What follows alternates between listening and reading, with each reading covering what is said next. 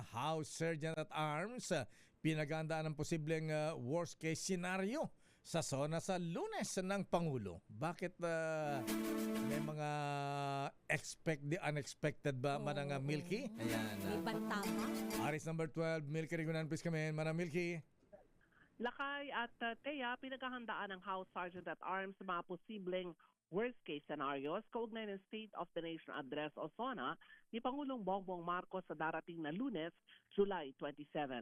Ayon kay retired Brigadier General Ferdinand Melchor de la Cruz, ang House Sergeant at Arms, sa ngayon wala naman daw silang namamonitor na banta sa seguridad kaugnay ng nalalapit na SONA. Pero sinabi ni de la Cruz, dahil nga sa kasalukuyang political landscape at nagpapatuloy ang impeachment trial sa Vice Presidente, mga isyu ng katiwalaan sa flood control projects at iba pa, hindi naman daw pwedeng maging kampante.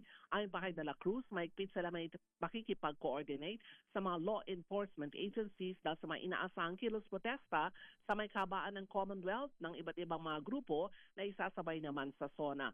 Sa ngayon, Lakay at Teya, ipinatutupad na ang lockdown sa batasan pambansa hanggang sa weekend kung saan kontrolado na ang mga taong papasukin. Kahapon, nagsagawa na rin ang final run-through si House Speaker Faustino D. III sa plenary para inspeksyonin naman ang mga last-minute preparations bilang paghahanda ng Kamara sa gagawing SONA ni Pangulong Marcos sa darating na araw ng Lunes.